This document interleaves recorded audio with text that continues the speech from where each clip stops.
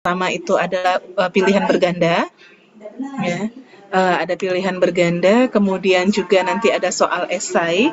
Soal esai tentu terkait dengan konsep-konsep, total economic valuation, dan sebagainya, metode, konsep nilai, apapun ya yang telah kita pelajari dari minggu pertama sampai minggu ke-6.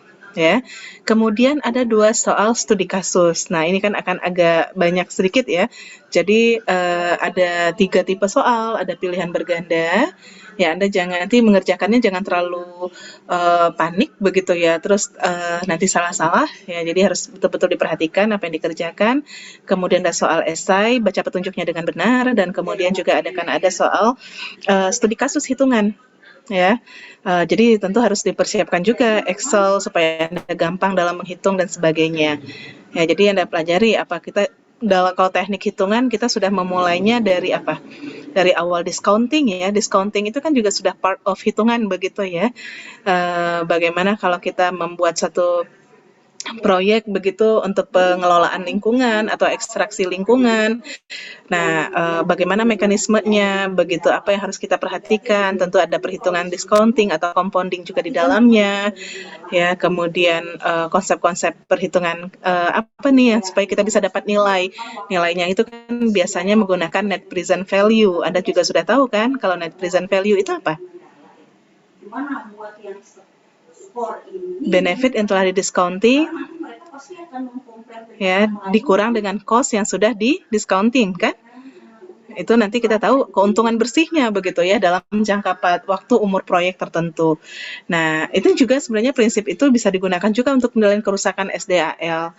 Nah, yang kedua tentu hitungannya terkait juga dengan beberapa metode yang telah kita akan kita pelajari studi kasusnya pada pagi hari ini. Baik, itu sekilas mengenai perkiraan ya untuk ujian tengah semester Anda. Ya, silakan juga diinfokan mungkin di kelas-kelas lain konsepnya ada 3 tersebut. Oke, untuk pertemuan hari ini ya akan sedikit berbeda dengan pertemuan-pertemuan kita sebelumnya. Saya akan memaparkan sedikit overview begitu ya materi kita pada minggu lalu. Yang dilanjutkan nanti akan saya share soal studi kasus yang perlu dikerjakan secara individu. Kemudian selama pengerjaan tugas individu tersebut dari pukul 11 nanti ya sampai pukul 12.30 ya, itu silahkan dikerjakan secara mandiri, individu boleh diskusi begitu ya, dan itu nanti dikumpul ya, dikerjakan dalam bentuk Excel tentunya, dan selama pengerjaan boleh Anda tetap berada di Zoom, boleh juga leave terlebih dahulu dari Zoom meeting ini, tapi nanti pada pukul 12.30 di atas 12.30 begitu ya, 12.30 lah Anda semua sudah harus bergabung kembali ya. Oke. Nah, untuk itu saya akan share screen PPT-nya terlebih dahulu ya supaya sama-sama bisa kita diskusikan ya. Benar, Mbak. Jadi makin besar skornya, makin nggak baik. Oke, sebentar salah sepertinya ya. Dia makin baik. Ini kan skornya kecil. Jadi dia baik. Dia besar. Jadi dia tidak baik. Yang dia agak bawah sini. Sebentar. Karena kan ini kurang baik dan di atas. Ya, dia lebih tinggi dari skor yang 2,4 teman. Oke, sudah kelihatan? Sudah terlihat PPT-nya? Sudah, Bu. Sudah ya, oke.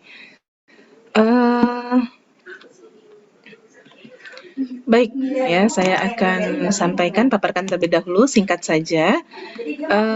Untuk materi hari kita pada pagi hari ini, kita akan coba mengerjakan beberapa soal atau untuk mensimulasikan beberapa studi kasus, aplikasi, metode atau pendekatan real market price dan juga change on productivity atau perubahan produktivitas.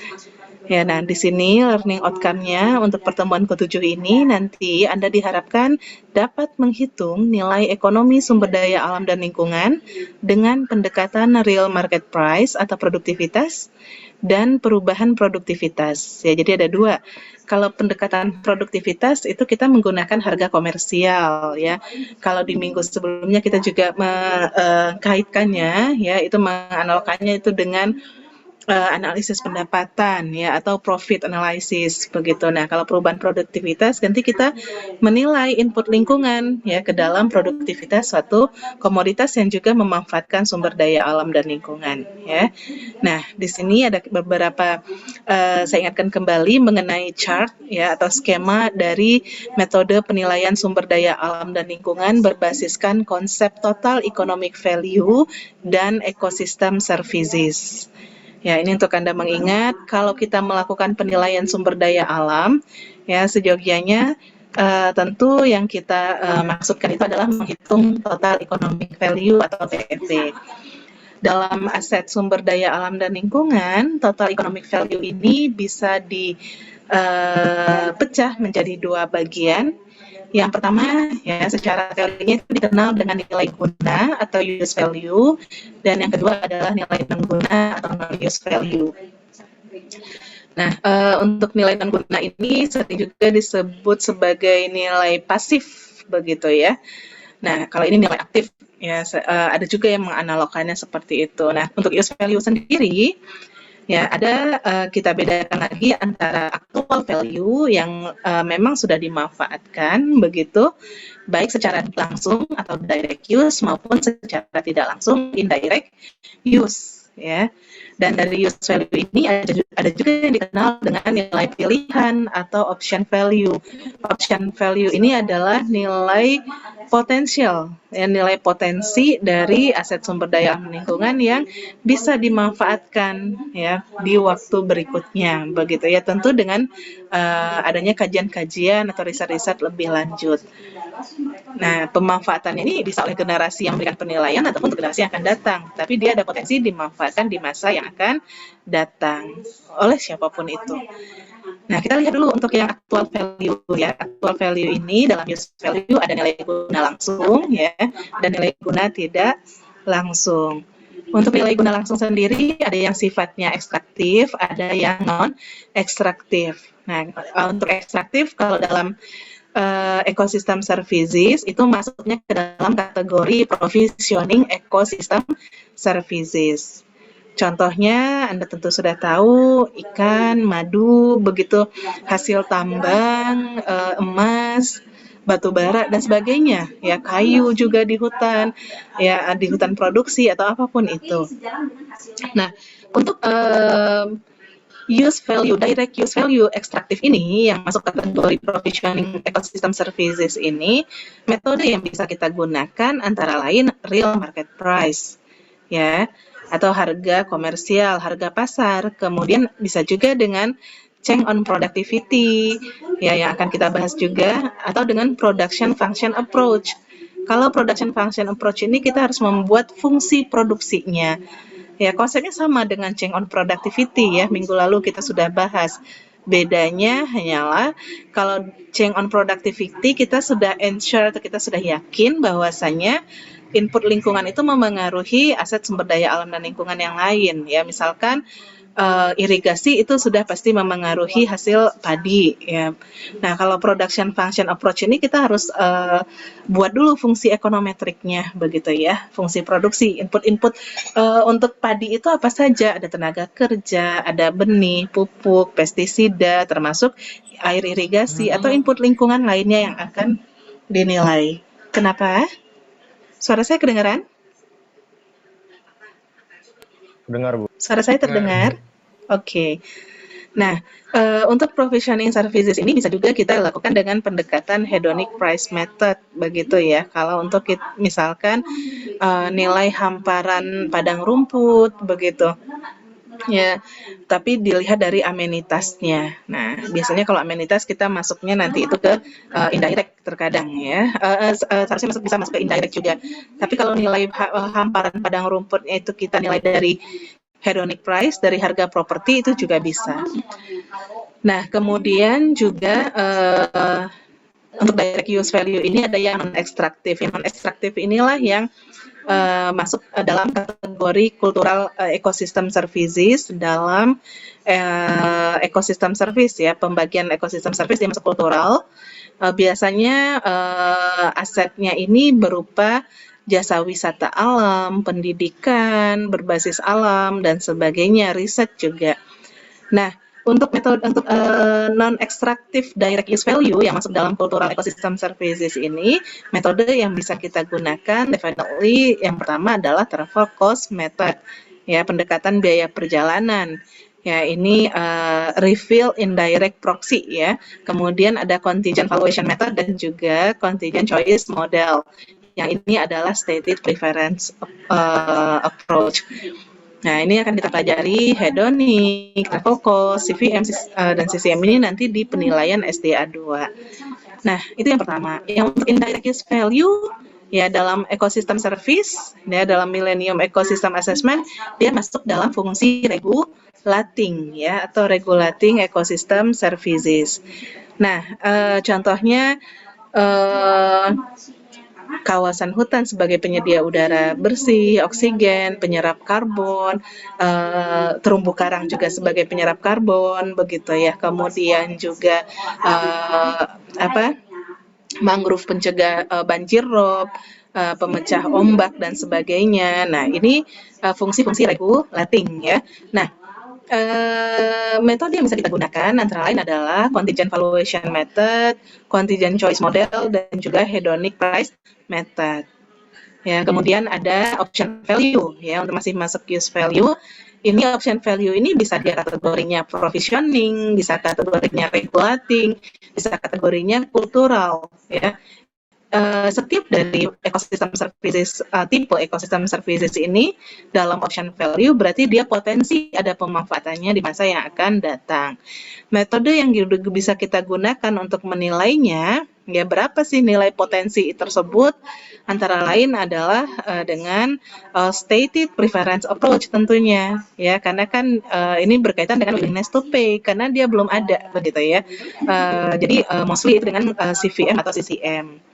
Itu untuk yang use value. Yang kedua adalah untuk non-use value atau tadi nilai pasif ya. Nilai pasif ini ada juga yang mengkategorikan atas philanthropic value dan existent value ya. Philanthropic value ini dibagi lagi atas nilai warisan atau bequest dan nilai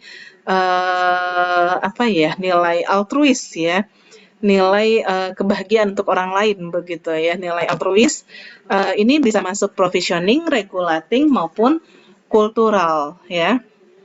Nah, termasuk juga yang missing di sini adalah controlling ya, controlling ecosystem services. Dia juga bisa masuk di regulating ini atau controlling ya, controlling ecosystem services ya.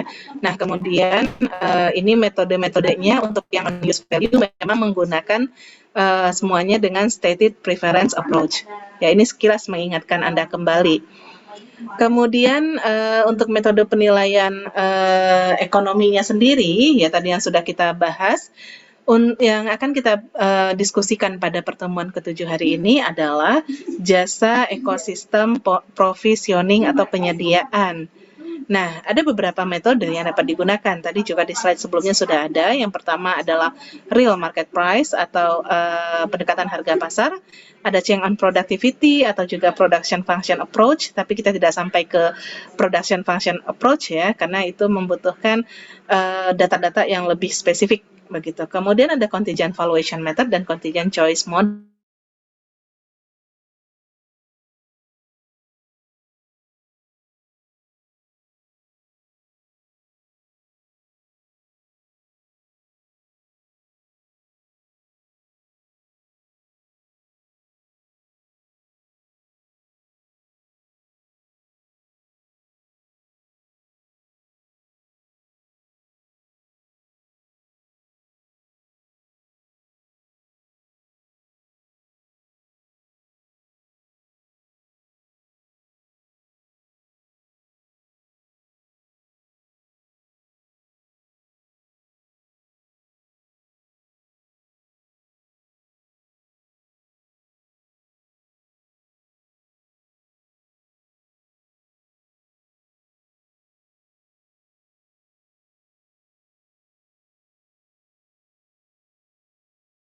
Oke, mohon maaf tadi saya terputus ya. Mudah-mudahan ini saya akan share screen kembali. Mudah-mudahan memang sampai di sini ya. Tadi sebelum ini sudah Di yang PPT sebelumnya, slide sebelumnya saya sudah keluar juga atau baru di bagian sini saya tadi terlempar? Dari yang sebelumnya, Bu. Sebelumnya ya. Oke, saya akan coba untuk ke sebelumnya.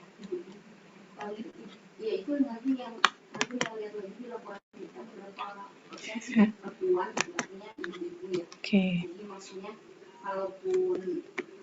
Nah, di sini ya, tadi yang akan kita bahas pada pertemuan hari ini adalah metode yang bisa digunakan untuk menilai jasa provisioning atau penyediaan. Ya, tadi seperti bahan pangan, serat dan sebagainya, ya, energi dan yang lain-lain. Metode yang bisa kita gunakan yaitu real market price, change on productivity, contingent valuation method, ataupun contingent choice model. Nah, kita fokus pada dua aspek ini ya, real market price dan juga change on productivity. Oke, selanjutnya di sini contoh dari real market price itu sendiri ya. Ini sudah kita bahas juga, harga madu atau nilai ekonomi dari madu, hutan, alam begitu, itu didekati dari pendekatan harga madu itu sendiri ya. Kemudian konsepnya tentu produksinya dikali dengan harga jual dikurangi dengan biaya ekstraksi. Kemudian untuk yang kedua, change on productivity yang masuk dalam reference direct proxy method, ini yang kita nilai adalah lingkungan sebagai input ya yang akan mempengaruhi perubahan produktivitas dari aset barang yang memiliki harga komersial. Anda bisa lihat pada gambar di kanan ini ada di Indonesia ya, di Sumatera Barat. Kalau ada yang dari Sumatera Barat mungkin mengenal ini Padang Mangate namanya.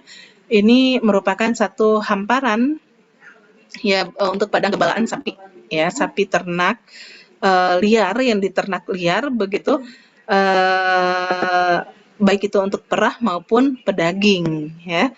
Nah, ini kita bisa menilai berapa sih harga dari hijauan ini atau forage ini, ya bisa dengan harga jual tentunya dengan real market price, tapi juga bisa kita gunakan dengan pendekatan si hijauan ini ya dia menjadi pakan ya bagi sapi-sapi ini. Nah, sapi-sapi ini menghasilkan apa? Menghasilkan daging dan juga menghasilkan susu kan?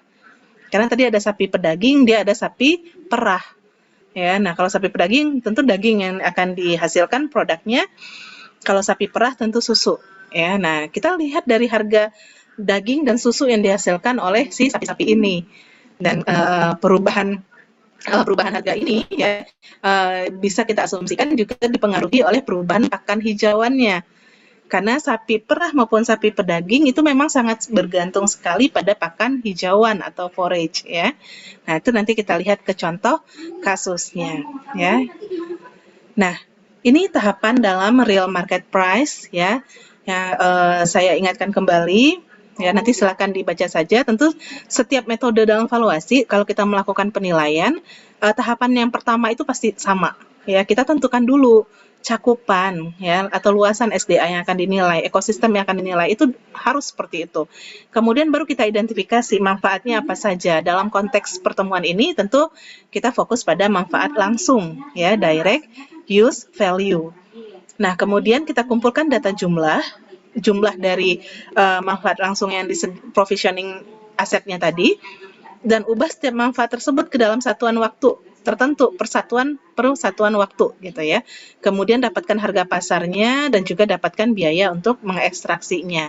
Nanti formula di nomor 5 itu adalah untuk melakukan mengestimasi nilai sumber daya alam dan lingkungan dari manfaat tadi. Ya, dia bisa beragam ya dalam satu cakupan ekosistem. Misalkan di kawasan pantai dekat mangrove, bisa ada mangrove-nya, bisa ada buah mangrove-nya, bisa ada ikan, ada kepiting, ada udang. Nah, itu kita identifikasi satu persatu sebagai provisioning service di ekosistem mangrove ya. Jadi seperti itu. Nah, ini nanti tugas Anda ya.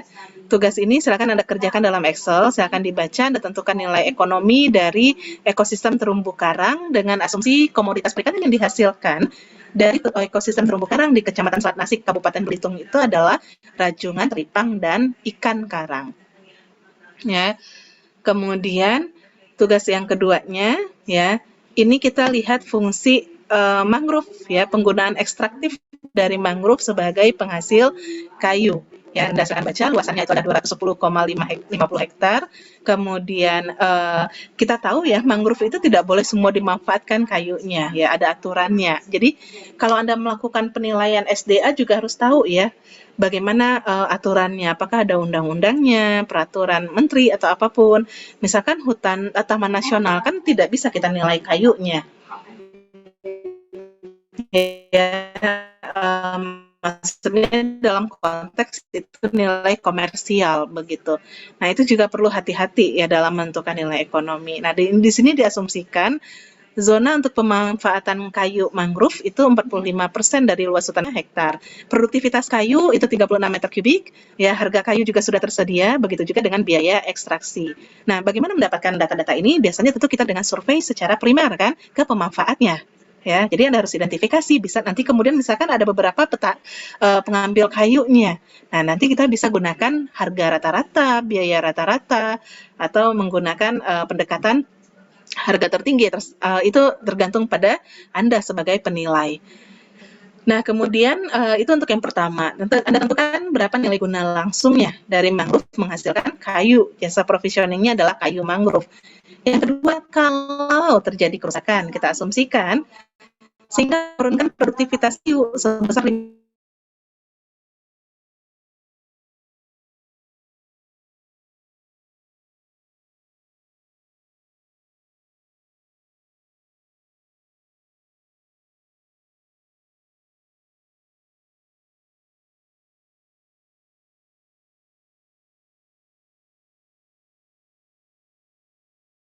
dari suatu aset sumber daya alam dan lingkungan.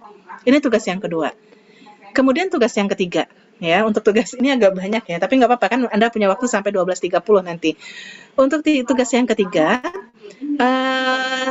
saya ingin menyampaikan bahwasanya penilaian ekonomi sumber daya alam dan lingkungan juga dapat digunakan untuk menentukan nilai kehilangan aset sumber daya alam akibat perubahan arus layanan ekosistem, sebagaimana contoh nomor 2 tadi yang bagian B, begitu ya. Nah, secara teori, penilaian sumber daya alam dan lingkungan setelah adanya perubahan arus layanan tersebut dikenal dengan penilaian ex post, ya.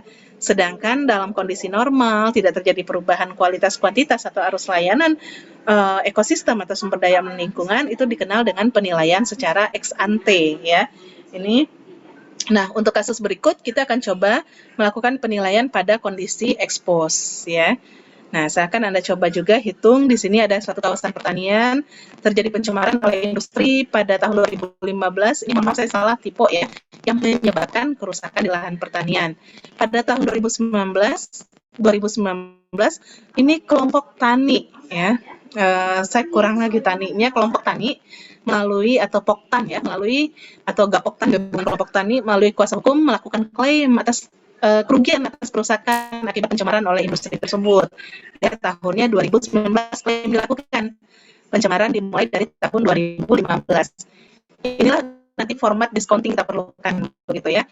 Nah, kemudian pihak desa dan dinas estimasi nilai kerugian pertanian itu sama ya dari awal terjadinya kerusakan dari tahun 2015 sampai tahun 2030 itu diasumsikan rata semua 10 juta per tahun.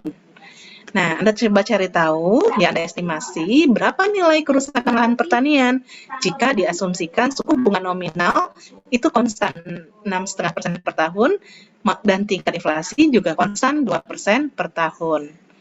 Ya.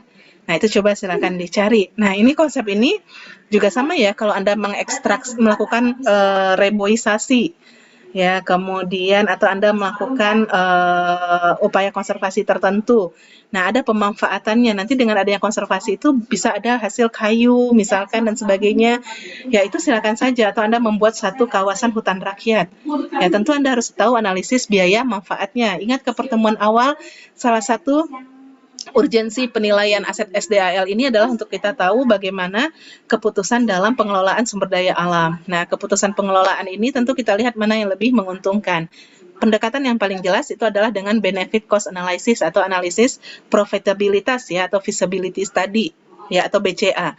Nah, kita lihat dengan konsep kita melakukan satu pengelolaan aset sumber daya alam adalah, atau misalkan Anda contohnya Anda membuat hutan rakyat ya dalam satu kawasan area tertentu dengan jangka waktu misalkan tanaman yang ditanam itu adalah kayu jati, umur kayu jati itu 25 tahun, berarti umur proyek itu kita asumsikan 25 tahun. Selama 25 tahun itu apakah proyek itu menguntungkan dan berapa nilai ekonomi per tahunnya. Nah, itu Anda gunakan prinsip benefit cost analysis ya. Jadi ada untuk kelayakannya itu kan ada NPV, net present value, ada benefit cost ratio, ada juga internal rate of return. Setidaknya Anda gunakan net present value-nya. Jadi kalau pada saat Anda membuka usaha perkebunan rakyat kayu jati, ya Anda harus tahu pada tahun berapa nih jati ini bisa dipanen. Ya, pada tahun kemudian apakah ada tanaman sela di antara tanaman jati ya. Jadi konsepnya itu tidak monokultur ya, jadi polikultur. Jadi juga ada tanaman selain jati juga ada palawija misalkan, ada salak dan sebagainya. Nah, itu Anda hitung setiap tahunnya berapa benefitnya. Tahun pertama mungkin belum ada, tahun kedua misalkan sekian, tahun ketiga benefitnya berapa, ya nilai uangnya. Cost-nya untuk biayanya juga berapa. Nah, semua nilai tersebut, benefit dan cost-nya Anda discounting ya menggunakan suku bunga real yang ada. Nah, kemudian baru nanti kita kurangkan benefit dikurang cost dalam sekian tahun, kan itu NPV, net present value. Nanti tinggal kita cari rata-rata per tahun itu juga bisa ditemukan. Ya itu contoh saja, tapi silakan Anda lakukan hitungan untuk yang tugas individu ketiga ini dalam konsep penggunaan pendekatan discounting ya. Nah, kemudian metode yang kedua, tadi itu masih masuk metode yang pertama. Untuk metode yang kedua, itu adalah change on productivity. Ya, untuk change on productivity ini, itu tahapannya, ya kita harus tahu dulu hubungan teknis antara marketed output key dengan input lingkungan. Tadi misalkan input lingkungannya itu adalah forage atau pakan hijauan, padang rumput terhadap sapi perah maupun sapi pedaging, hasilnya daging dan susu. Kemudian estimasi perubahan pada marketed output akibat perubahan non-market input per unit, kemudian kita cari harganya, kita hitung nilai lingkungan, ya kemudian kita hitung nilai perubahan non-market input, ya kemudian kita jika tidak memungkinkan untuk mengukur unit fisik pada perubahan barang lingkungan, maka nilai perubahan output dapat langsung digunakan untuk mengukur nilai perubahan lingkungan.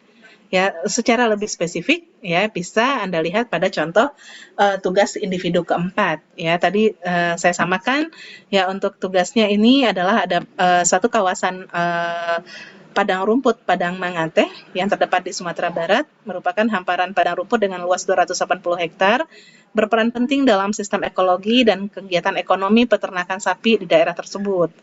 Ya, sebagai padang gembala sebenarnya kawasan ini juga merupakan kawasan wisata, tetapi kita tidak menghitung nilai wisatanya. Ya, jadi untuk pertemuan ini kita bahas saja, kita fokus membahas beberapa nilai dari hamparan hijauan atau forage ya sebagai salah satu manfaat jasa layanan ekosistem di Padang Mangate tersebut, ya di mana potensi hijauan yang dapat disediakan itu 5 ton per tahun, jumlah ternak, kebutuhan hijauan, estimasi output, itu nanti kita lihat, Anda bisa lihat pada tabel berikutnya. Ya, di sini ada data-datanya. Anda lakukanlah perhitungan di setiap angka ini ada hitungannya. Silakan Anda kerjakan. Ya, saran saya semuanya tadi dibuat dalam sheet-sheet yang berbeda di Excel. Masing-masing Anda mengerjakannya, boleh diskusi ya, tetapi pengerjaannya tetap secara mandiri individu ya.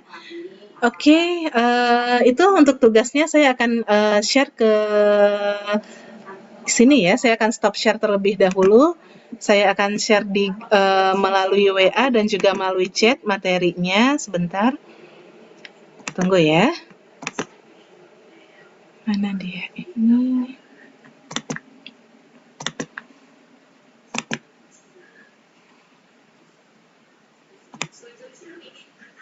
Sudah, apakah sudah Pak gitu? Oke, sebentar ya.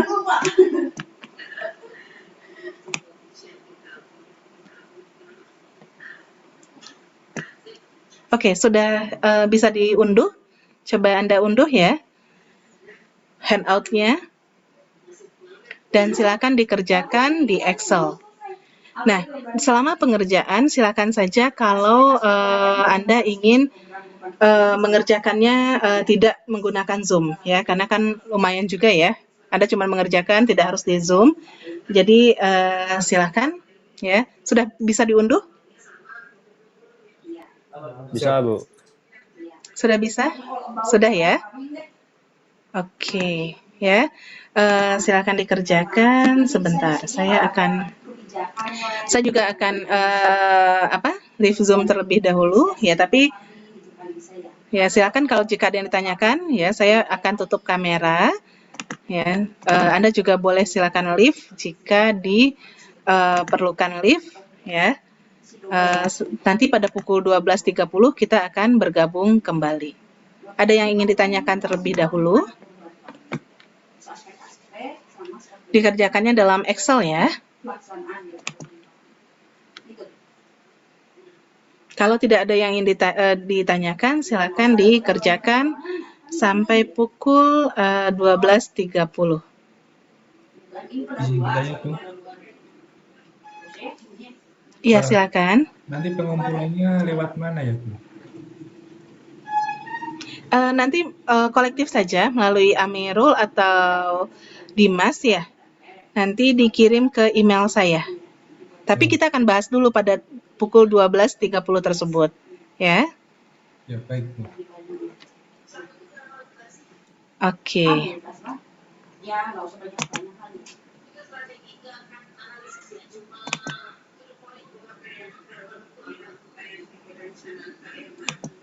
Kalau ada contoh ini kelayakan gitu kan, maksudnya apa namanya itu? Ya prospek profitability gitu.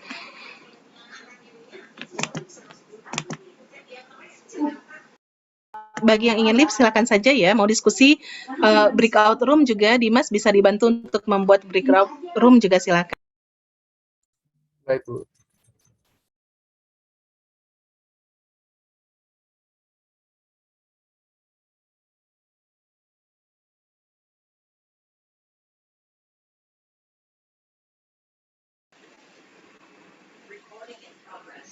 Ayo, siapa yang bersedia volunteer menjadi volunteer?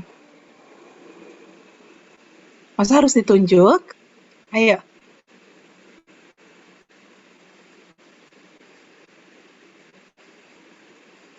Joshua Mangapul Pernasipan bisa ya? Coba di-share tadi pengerjaan tugasnya. Nanti kita diskusikan bersama Joshua. Oh, baik Bu, sebentar. Oke, saya tunggu. Nggak apa-apa, videonya di-off kan Joshua? Nanti khawatir terkendala sinyal. Joshua lagi di mana? Di Tangerang? Di mana? Saya di Sumatera Utara, Bu. Oh, lagi di rumah, di Medan berarti ya? Di Sumatera Utara? Masih jauh dari kotanya, Bu. Oh, masih jauh dari kota. Di mana Joshua?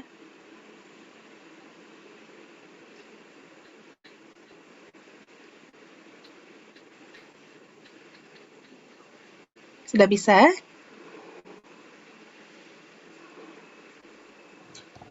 Baik, sebentar, Bu.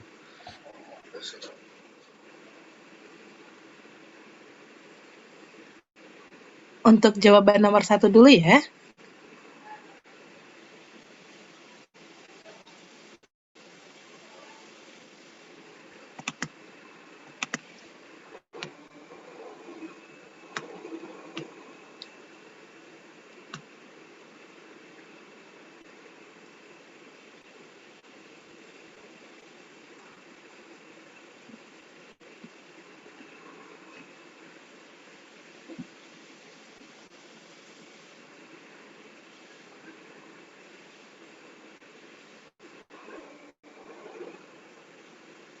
Joshua bisa share screen? Saya sering mencoba, Bu. Maaf, Bu. Oke. Iya, tidak apa-apa.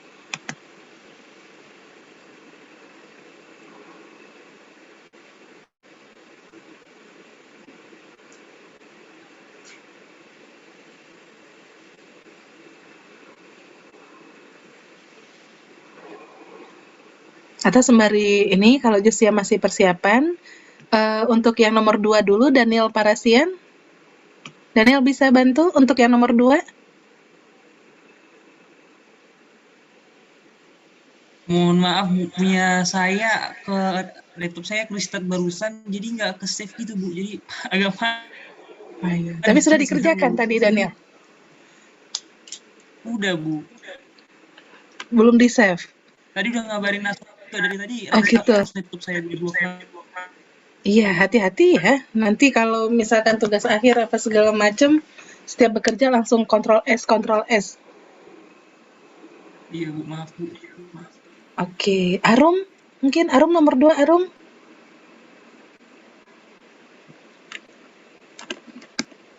Baik Bu, sebentar Bu. Iya, silakan Arum. Nanti Joshua setelah ini ya.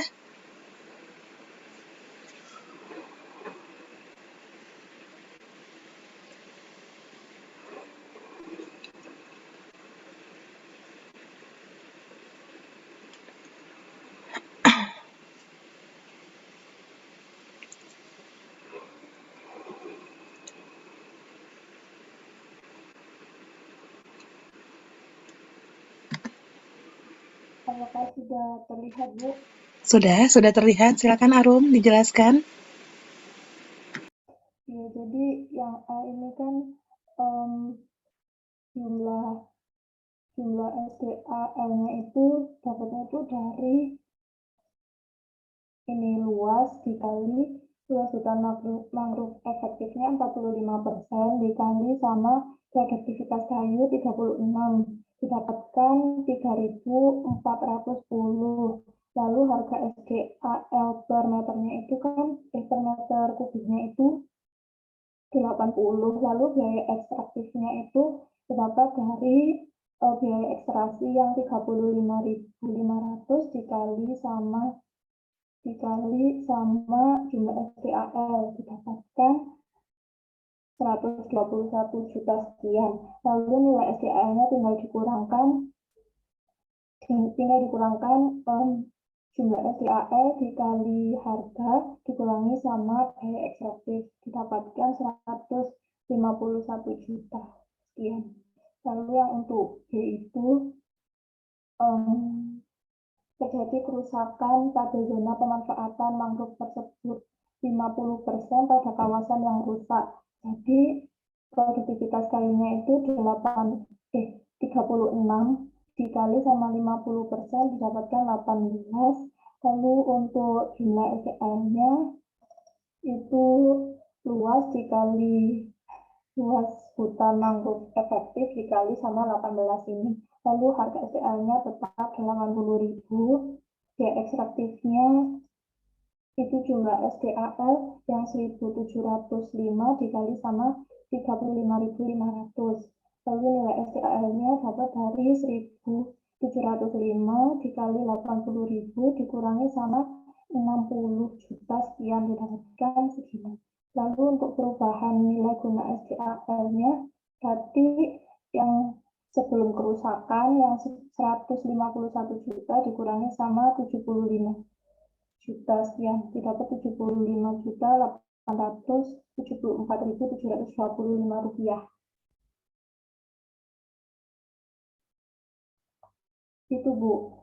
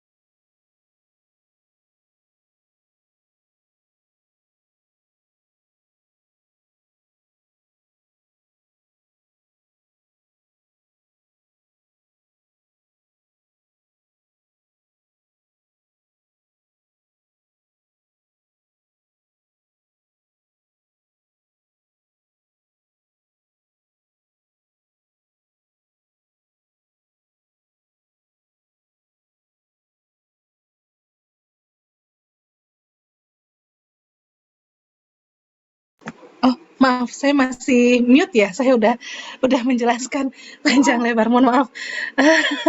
Ternyata saya baru sadar nggak ada yang ini ya. Oke, Arum. Ini pengerjaan Arum betul begitu ya, 151 juta untuk yang A, kemudian dengan adanya penurunan sebanyak 50%, itu nilai ekonominya berkurang sebanyak 50%, berarti 75 juta sekian.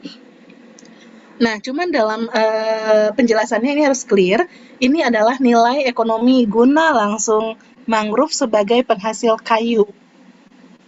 Ya, yaitu sebesar 151.748.450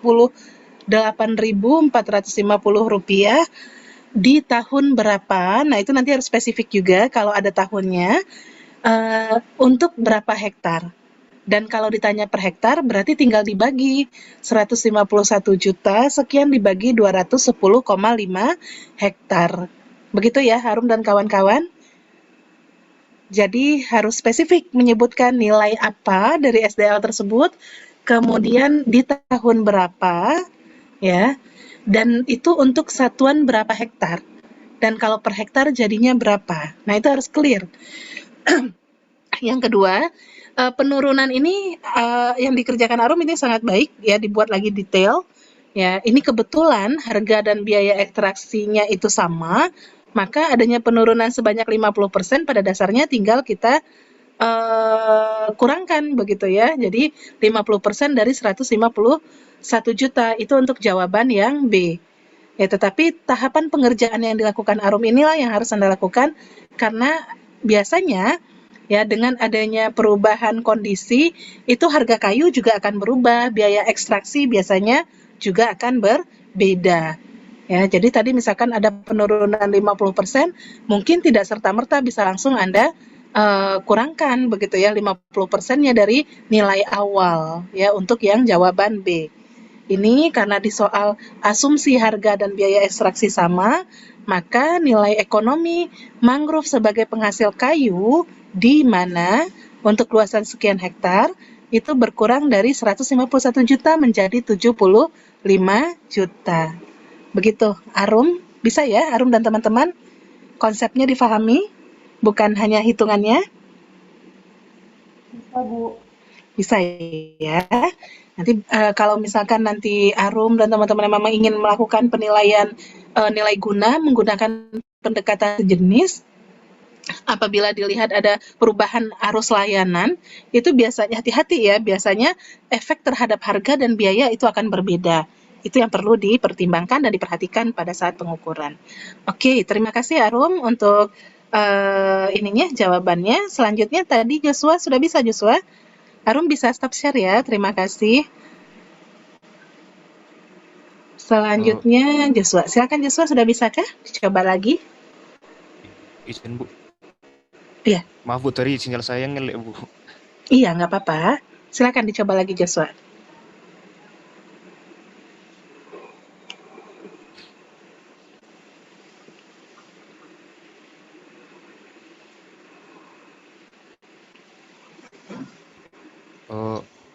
Screen saya sudah nampak belum? Masih dalam progres Joshua. Has started screen sharing. Nah, sudah ada. Oke, nah bisa ya Joshua jelaskan ya.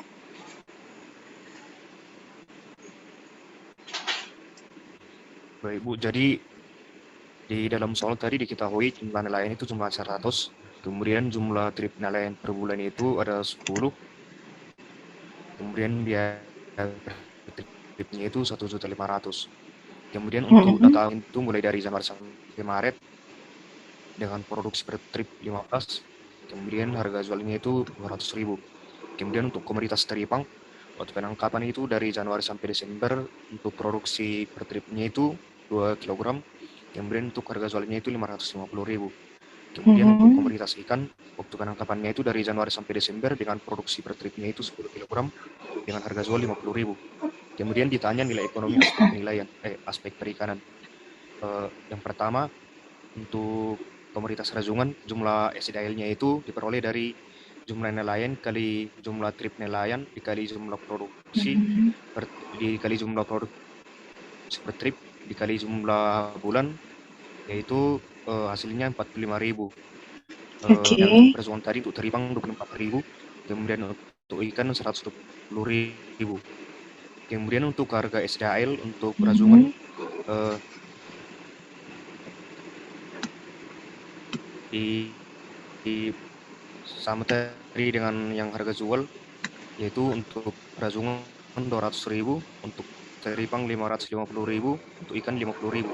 Kemudian untuk biaya ekstraksinya yaitu diperoleh dari rumus jumlah nelayan kali jumlah trip, kemudian dikalikan biaya per trip, kemudian dikalikan dengan jumlah bulan. Untuk perazungan itu hasilnya 4.500.000, kemudian untuk teripang 18 miliar, kemudian untuk ikan 18 miliar. Kemudian untuk nilai SDHL-nya itu diperoleh dari jumlah SDHL dikali harga jual dikurang biaya ekstraksi. Untuk perazungan itu hasilnya 4.500.000, kemudian untuk teripang 4.800.000, kemudian untuk ikan min 12 miliar. Kemudian untuk total nilai SDHL-nya itu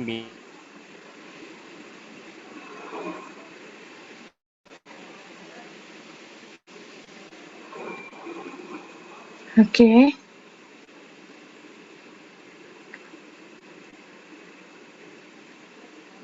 Joshua, suara saya kedengaran tidak? Arum, suara saya kedengaran atau Joshua ya yang hilang ya? Benar, Bu. Terdengar, Bu. Oh iya, saya khawatir demikian. saya yang hilang. Oke, baik Joshua. Joshua, ada yang menurut yang bisa Joshua kritisi nggak dari tadi hasilnya? Joshua-nya hilang. Ada yang bisa mengkritisi hasil Joshua atau sama? Atau ada yang berbeda? Sama, Bu. Sama, Bu. Sama? Hasilnya pada minus ya? Iya, Bu. Minus, Bu.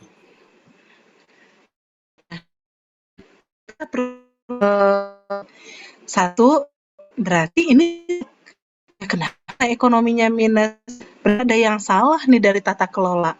Yang kedua, perhitungan kita yang tidak tepat, ya. Karena siapa yang mau berusaha kalau nilainya minus, begitu kan? Berarti kan rugi, ya. Secara tidak langsung bisa kita nyatakan rugi. Nah, kembali, mungkin soalnya yang tidak jelas kalau dari soal ya. Tapi kalau Anda yang menghitung sendiri, nah ini perlu diperhatikan, ya. Di tugas individu di dalam tabel itu mungkin itu yang menyebabkan tidak clear. Untuk biaya per trip itu 1.500.000, ya. 1.500.000 itu untuk mendapatkan 3 jenis tangkapan tadi, ya. Jadi untuk 3 jenis per trip itu, ya, setiap nelayan asumsinya di sini per trip dia menghasilkan mendapatkan 3 komoditas, rajungan, teripang, dan ikan, ya, dengan biayanya 1. Karena apa? Dia 1 kali trip, ya. Bisa tidak? Berbeda tidak konsepnya dengan yang kalian ini kan?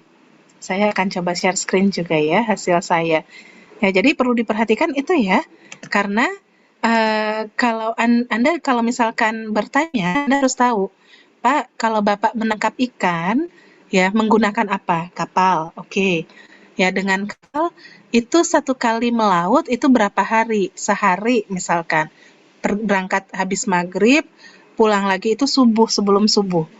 Oke, itu berarti 1 kali trip, karena 1 kali itu bisa ada yang sehari, bisa sampai 2 bulan ya. Kalau untuk kapal ukuran di atas 1000 GT misalkan, ya, kemudian dia menggunakan alat tangkap cantrang yang besar, ya itu biasanya sampai bulanan begitu ya, 1 kali trip. Nah ini misalkan 1 kali tripnya harian.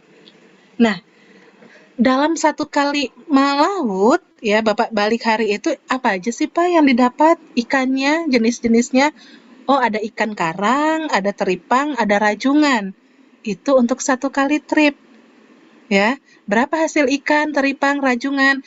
Dari sekian jumlah responden nelayan yang Anda tanya, Anda wawancara, Anda dapat rata-ratanya misalkan.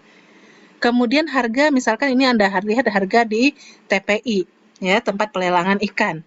Nah, Anda kan juga tanya, Pak, kalau melaut biayanya apa saja? Biaya makan, bahan bakar, solar, biaya ABK, begitu ya, kalau ada asisten kapalnya, begitu, dalam melaut itu ada 2 orang misalkan. Nah, biaya rokok dan yang lain-lain, nah, itu termasuk biaya penyusutan ya, biaya penyusutan kapal atau mesin kapal itu juga seyogyanya perlu dihitung. Itu dalam sekali trip, kalau biaya penyusutan itu bisa per tahun, nanti di breakdown menjadi per bulan ya. Tapi kalau biaya trip, biaya operasional itu per trip. Nah, untuk biaya per tripnya itu kan satu kali trip biayanya 1.500.000 rata-rata dari semua nelayan nih gitu kan. 1.500.000 itu dia menghasilkan ikan, teripang, dan rajungan. Jadi biaya itu hanya satu. Bisa? Jelas nggak? Atau malah bikin bingung? Membingungkan Anda? Bisa ya? Jadi di sini kan total revenue-nya kita lihat dulu nih, ya, yaitu jumlah ikan, begitu ya, untuk ikan, ya, dikali dengan berapa harga ikannya, ya, harga ikan per satuannya, per kilogramnya. Begitu juga teripang, begitu juga dengan rajungan. Ini baru per nelayan per trip, kita ubah langsung ke bulan, ya. Kalau Anda harus hati-hati kalau bertanya, apakah setiap hari dalam 1 bulan? Biasanya tidak ya. Anda harus tahu juga pola nelayan itu seperti apa.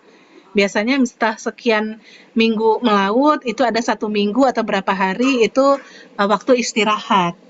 Ya, jadi dalam sebulan belum tentu misalkan apa selalu melaut begitu. Nah, di sini contohnya per bulan hanya 10 trip. Ya, kalau berarti misalkan 10 hari begitu, ya. Nah, kemudian di sini berikutnya adalah di kolom berikutnya, di row berikutnya ada kalikan untuk per bulan, dikali 10 dari nilai masing-masing total revenue di atas. Didapat kemudian tinggal Anda kalikan per tahun, karena kalau nilai ekonomi kita menghitungnya dalam 1 tahun, saya satuannya ya. Nah, didapatkanlah totalnya sebesar 282 juta. Ini baru total revenue. Anda lihat total cost sebanyak 1.500.000 per trip, itu bukan per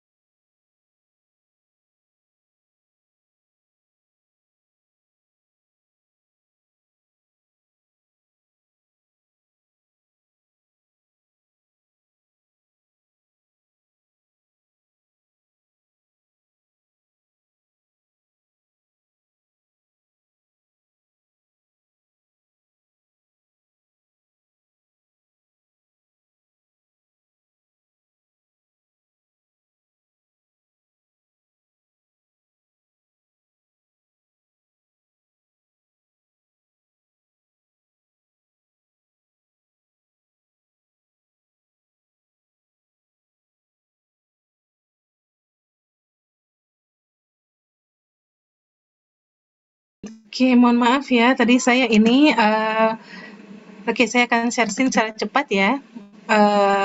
Mudah-mudahan masih ada waktu Anda untuk berikutnya. Nah, di sini perlu dilihat tadi ya. Jadi Anda harus tahu dulu, harus bisa memahami konsep di lapangnya seperti apa. Di soal itu asumsinya, biaya itu adalah biaya untuk trip, di mana dalam satu trip itu si nelayan mendapatkan tangkapan, rajungan, teripang, dan ikan. Ya, untuk total revenue tentu kita harus mengalihkan jumlah tangkapan dikali dengan harga masing-masing komoditas. Itu baru per trip, kita kalikan per bulan dan kemudian dikali untuk per tahun. Nah, untuk per bulan Anda harus lihat lagi. Anda harus bertanya ke nelayan dalam satu bulan apakah setiap hari atau berapa kali tripnya. Ya. Nah, kemudian itu baru untuk TR. Total revenue, total cost-nya Anda tanya, Pak, mana biayanya apa saja? Jangan lupa nanti kalau ada biaya investasi, biaya kapal, biaya mesin kapal, Anda hitung biaya penyusutan per tahun. Kapal itu dibeli tahun berapa, umur teknisnya berapa, per tahunnya berapa. Ya, itu masuk ke dalam total biaya per tahun. Ya, tapi asumsi di sini kita mengabaikan hal tersebut, yang dilihat hanya biaya operasional, yaitu biaya per trip sebesar 1.500.000. Biaya 1.500.000 itu untuk satu nelayan, dia akan mendapatkan ikan, teripang, dan rajungan. Maka biayanya hanya sebesar 1.500.000 per nelayan, dikali per bulan berarti dikali 10, yaitu 15 juta. Ya, kemudian per tahun dikali dengan 12 misalkan ya, sehingga didapatkan hasil total cost-nya 180 juta. Keuntungan nelayan berapa pendapatannya? Pendapatan adalah penerimaan atau revenue 282 juta dikurang biaya 180 juta. Nah, di sini didapat penerimaan atau keuntungan adalah per nelayan per tahun 102 juta.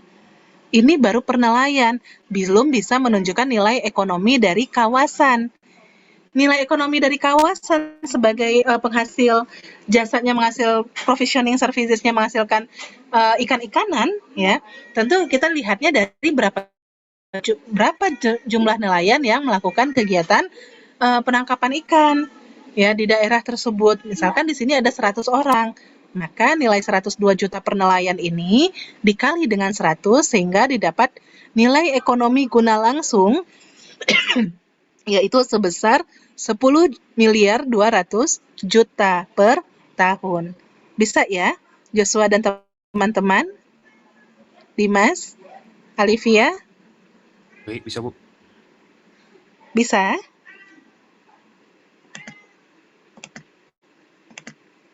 Suara saya kedengaran nggak ya?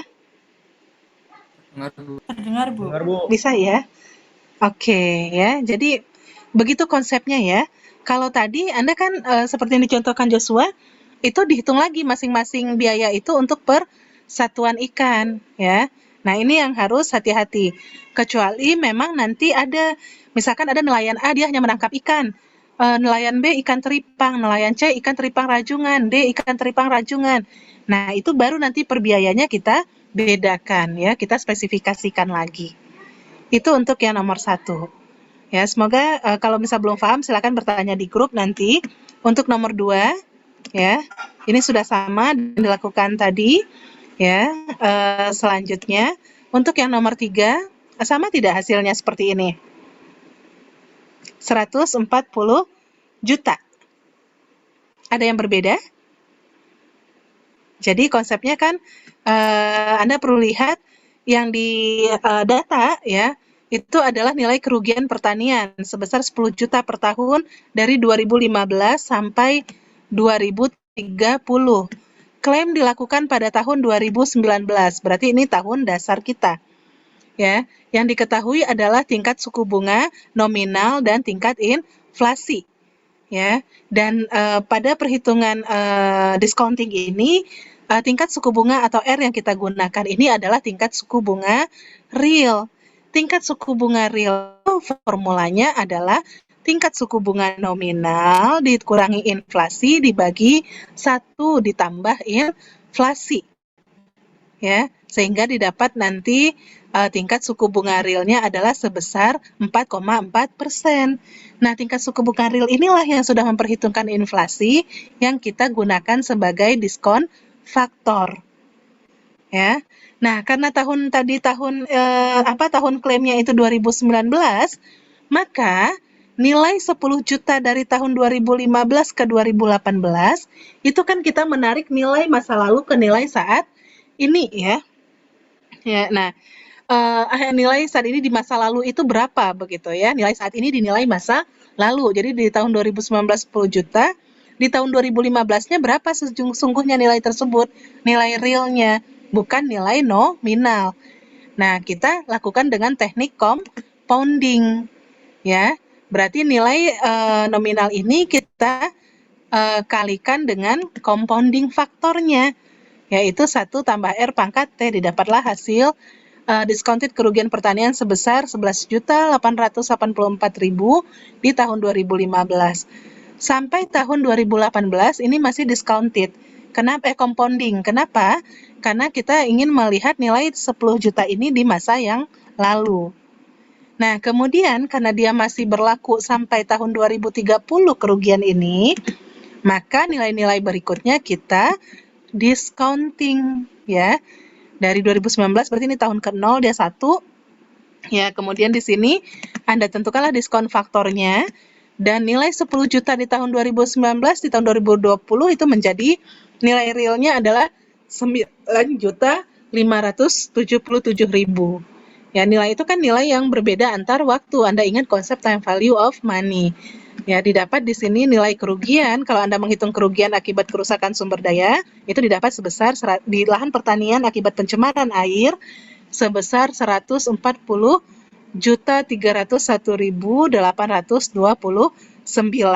Bisa Anda bagi ini rata-rata ya selama berapa tahun begitu ya, 15 tahun misalkan ya. Nah, Anda bagi 15. Tetapi kalau Anda ingin lihat di tahun-tahun tertentu, ya Anda lihatlah di nilai masing-masing ini.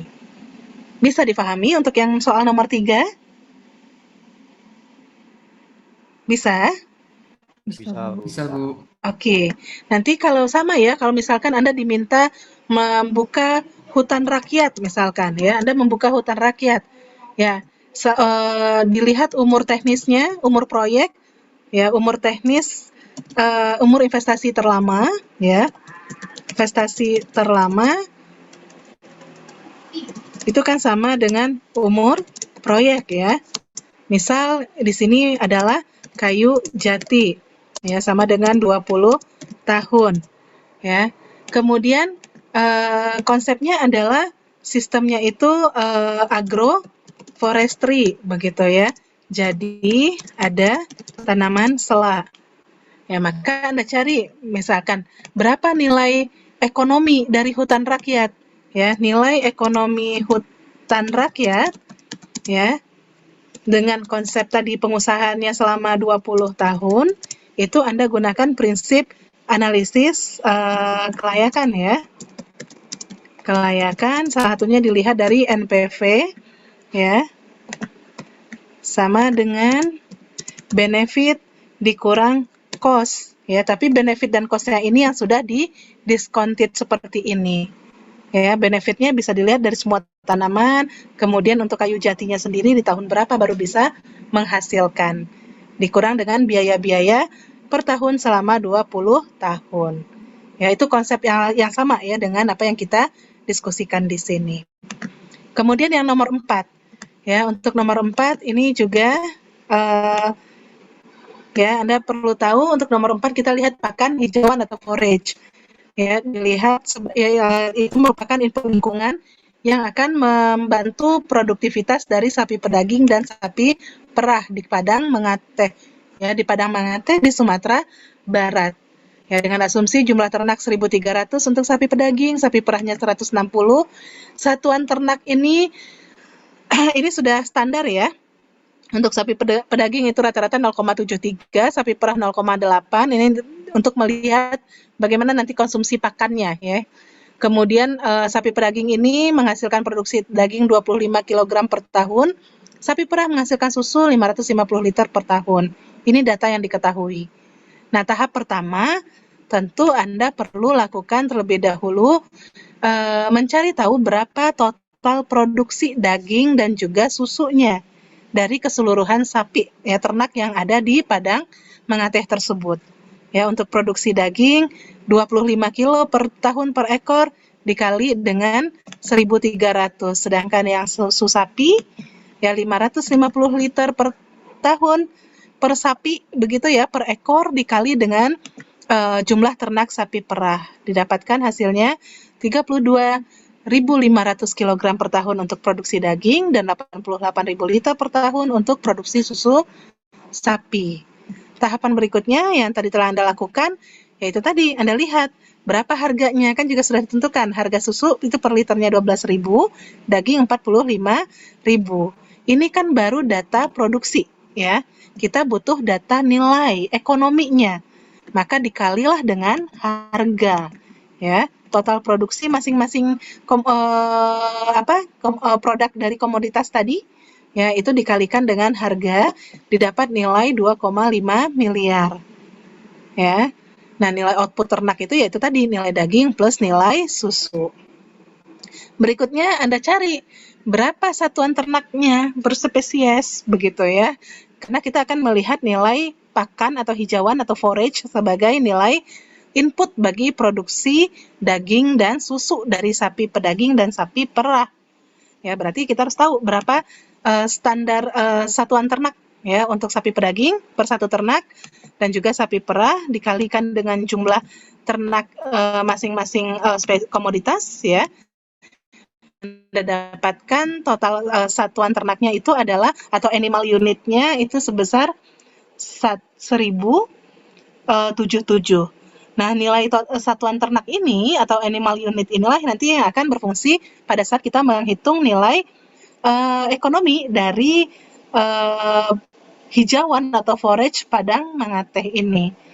Ya, kita tahu potensi hijauan itu per tahun dari 280 hektar itu adalah 5.000 kg.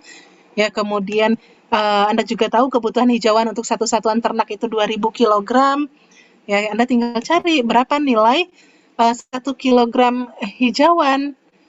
Ya, nah di sini ada langkah ketiga. Total output ternak nilai ini ya 2,5 miliar ini dibagi dengan kebutuhan hijauan dari ternak. Kebutuhan hijauan dari ternak ini di mana kita bisa dapatkan?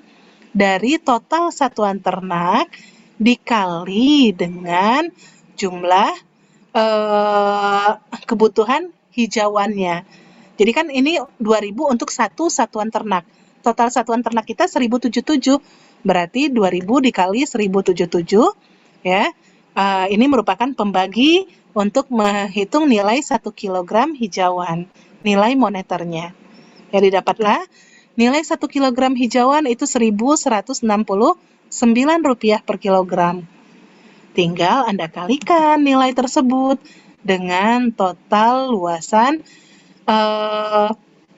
hijauannya, potensi hijauan begitu. Ya, jadi 1.169 dikali 5.000 kg potensi hijauan dari 280 hektar kawasan padang gembala di Padang Mangateh. Ya, sehingga didapat nilainya adalah sebesar Rp5.846.100 per tahun. Nilai ini sebenarnya tidak terlalu jauh berbeda dengan harga kalau kita melihatnya ke harga pakan hijauan alami ya yang dijual di daerah sana rata-rata lebih kurang Rp800 per kilogram begitu. Ya, jadi nilai dengan penghitungan change on productivity ini forage itu sebagai input lingkungan bagi sapi pedaging dan sapi perah itu nilainya akan lebih tinggi. Ya, itu tadi terkadang harga pasar itu under value. Itu materi kita pada siang hari ini. Ada yang ingin ditanyakan? Saya akan stop share dan akan saya share ini Excel-nya ya ke Anda. Silakan coba dipelajari sebentar. Ada yang ingin ditanyakan terlebih dahulu? Atau bisa difahami ya? Jadi bukan hanya menghitungnya, tetapi logikanya ya dari setiap kasus-kasus dalam perhitungan sumber daya alam dan lingkungan. Ini kenapa error? Sebentar ya. Saya akan share kembali. Semoga bisa. Kalian udah kuliah lagi pukul 1 ya? Tidak ada, Bu. Oh, tidak ada. Oke, tunggu sebentar ya. Ini lagi on progress. Untuk Excel ini silakan termasuk materi PPT PDF handout-nya, itu silakan di-share ke semua kelas ya. Khawatirnya ada kelas yang belum ke-share, silakan saja ya Anda share ke semua kelas paralel ya. Saya kurang tahu tuh kelasnya ada berapa. Mungkin ada 6 kelas ya kalau saya tidak salah. Ya, 6 apa 7 kelas silakan di-share ke semuanya. Oke, dan ingatkan juga semua teman-temannya untuk mempelajari dengan baik, bukan hanya menghitung ya, tapi memahami logika di setiap kasus-kasus yang ada. Oke, kalau tidak ada yang ditanyakan, selamat belajar, selamat mengerjakan ujian nanti di jadwal yang telah ditentukan, jangan sampai salah. Pengalaman di tahun sebelumnya pernah ada yang kelewat pada saat memfoto atau Anda mengirimkan jawaban, ada halaman-halaman yang tidak ada. Ya, saya masih bisa tolerir terkadang, tapi kan kalau itu dikoreksinya sudah lama, ya itu menjadi kerugian nanti kan, Anda tidak bisa dinilai untuk poin-poin tertentu. Jadi cek kembali sebelum mensubmit soal jawaban ujian ke akademik.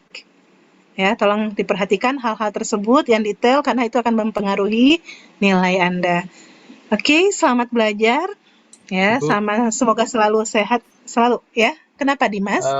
Konfirmasi, Bu. Setelah ini, habis ini Ya. dosennya Bu Osmaleli atau masih Bu Nufa ya?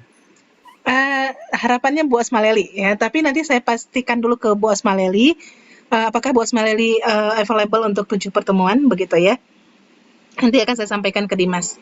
Tapi Bu Osmaleli silakan di-invite ke grup saja Dimas. Oh iya, Bu. Bisa ya? Oke, Bu. Siap, Bu. Oke. Baik, kalau begitu selamat belajar semuanya. Sukses dan tengah semester untuk semua kuliah Anda. Ya, sampai ketemu nanti di sesi UAS ya atau dengan Bu Osmaleli. Saya tutup. Assalamualaikum warahmatullahi wabarakatuh. Waalaikumsalam. Terima kasih, Bu. Terima Oke, kasih, Bu. belajar yang betul ya. Ya, Bu. Doanya. Ya, Bu. Oke. Saya live ya. Ya, Bu. Terima kasih, Bu. Terima Selamat kasih, siang. Bu. Oh ya, teman-teman. Halo. Ya, Dim.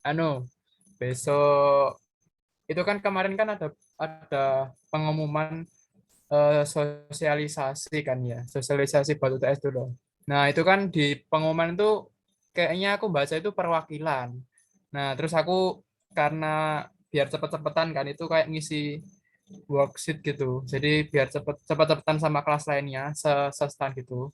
Terus aku langsung ngisi Kamis siang karena besoknya kan libur. Terus habis itu kita kelasnya cuman kelas pagi kan.